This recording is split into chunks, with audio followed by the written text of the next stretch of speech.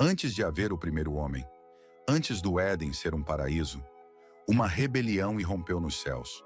O mais belo dos anjos, o portador da luz, ousou desafiar o próprio Criador. Nos céus, muito antes de o homem ser formado do pó da terra, havia ordem, havia harmonia. Anjos serviam com reverência e amor ao Deus Todo-Poderoso, aquele que criou tudo com a simples palavra de sua boca. Entre esses anjos, destacava-se um em particular, Lúcifer, o portador da luz. Sua beleza era indescritível, seu poder incomparável.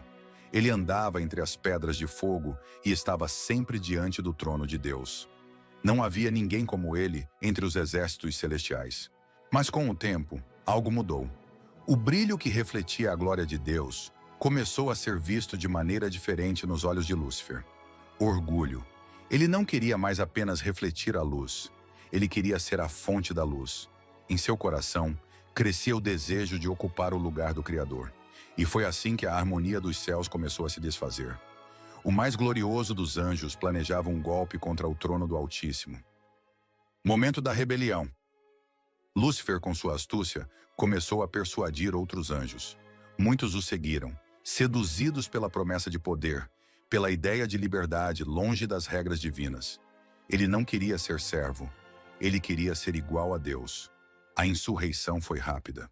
Os céus, outrora repletos de paz, agora estavam divididos. Um terço dos anjos se uniu a Lúcifer na rebelião. Mas o trono de Deus não pode ser abalado. A guerra nos céus foi inevitável. Miguel, o arcanjo, liderou os exércitos fiéis contra Lúcifer e seus seguidores. O que se seguiu foi uma batalha de proporções cósmicas, uma luta que ecoaria pela eternidade. E no final, a vitória de Deus foi absoluta. Lúcifer e seus anjos foram derrotados, expulsos, lançados para fora do céu. Lúcifer é lançado à terra. Lúcifer caiu. O portador da luz foi lançado nas trevas da terra, onde vagaria com os anjos que haviam se rebelado com ele. O que antes era um anjo glorioso, agora se transformava na personificação do mal, o adversário, Satanás. Mas o desejo de Lúcifer de usurpar o poder de Deus não havia morrido. Ele esperava, observava, e então algo novo surgiu no cenário da criação. A criação de Adão e Eva.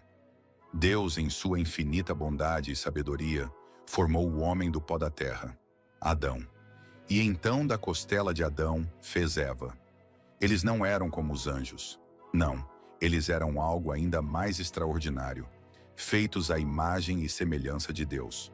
Colocados no jardim do Éden, o paraíso na terra, Adão e Eva viviam em comunhão perfeita com o Criador. Tudo ao redor deles era bom. A vida era pura, cheia de paz, sem dor, sem morte. Eles tinham tudo o que precisavam. O próprio Deus andava com eles no frescor do dia. Havia apenas uma única regra, uma só proibição.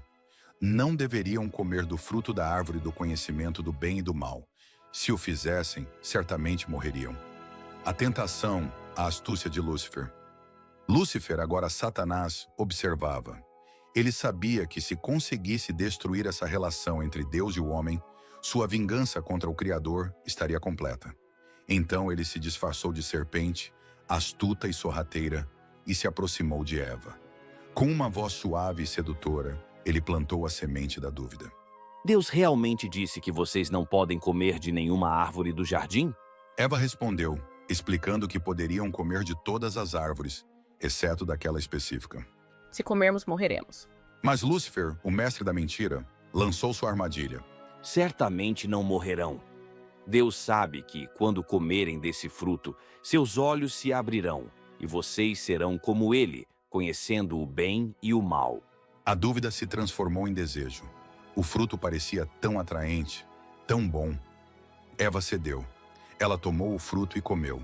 E então deu a Adão, que também comeu. Naquele momento, algo profundo mudou. Seus olhos se abriram, mas não da forma como esperavam. Em vez de glória, eles sentiram vergonha. Em vez de liberdade, sentiram medo. A queda. Adão e Eva, que antes andavam sem medo diante de Deus, agora se esconderam. Suas vozes trêmulas ecoaram no jardim enquanto tentavam cobrir suas vergonhas com folhas de figueira. E então, Deus chamou por eles. Adão, onde estás? Sabendo que haviam quebrado o único mandamento que lhes fora dado, eles confessaram. A mulher que me deste por companheira me deu do fruto e eu comi. Eva, por sua vez, culpou a serpente. A serpente me enganou e eu comi. As consequências foram imediatas e devastadoras. A maldição recaiu sobre a serpente, sobre a terra, sobre a própria humanidade. O homem agora enfrentaria o suor do trabalho, a dor e a morte. A mulher sofreria as dores do parto, e sua relação com o homem seria marcada por desafios. E a serpente, Satanás, aquele que havia instigado a queda, foi amaldiçoado a rastejar para sempre, e seu fim estava decretado. Um descendente da mulher pisaria sua cabeça. A expulsão do Éden, o paraíso perdido. Adão e Eva foram expulsos do paraíso. O Éden, aquele jardim perfeito, foi perdido para sempre. Deus colocou querubins com espadas flamejantes para guardar o caminho da árvore da vida, para que o homem, agora caído, não vivesse eternamente em seu estado de pecado. Eles foram enviados para fora, para uma terra cheia de espinhos e cardos, onde conheceriam a dor, o sofrimento e a morte. Mas mesmo na queda, Deus demonstrou misericórdia. Ele os vestiu com peles de animais, uma antecipação do sacrifício que um dia seria feito para cobrir os pecados da humanidade. Ligação espiritual. Essa história não é apenas sobre a queda de Lúcifer ou a desobediência de Adão e Eva. É sobre algo muito maior. É sobre a batalha constante entre o bem e o mal, entre a verdade de Deus e as mentiras do inimigo. Lúcifer caiu por orgulho e o homem caiu pela desobediência. Mas em ambas as histórias vemos um fio de esperança. Assim como Deus expulsou Adão e Eva do jardim, ele também providenciou um caminho para uma redenção. A história da humanidade não terminou no Éden. A promessa de Deus de que um descendente da mulher esmagaria a cabeça da serpente aponta para Cristo, o Salvador, aquele que, com seu sacrifício, abriu o caminho para restaurar a comunhão entre Deus e o homem. A pergunta que fica é: assim como Eva foi enganada pela serpente, quantas vezes permitimos que as mentiras do inimigo nos afastem de Deus? A queda de Adão e Eva foi o início da luta, mas Cristo, com sua morte e ressurreição, nos deu a vitória. Que possamos, assim como Deus os cobriu no Éden, nos revestir da graça e do amor de Cristo, buscando a sabedoria e a obediência que nos levam de volta à presença do Criador.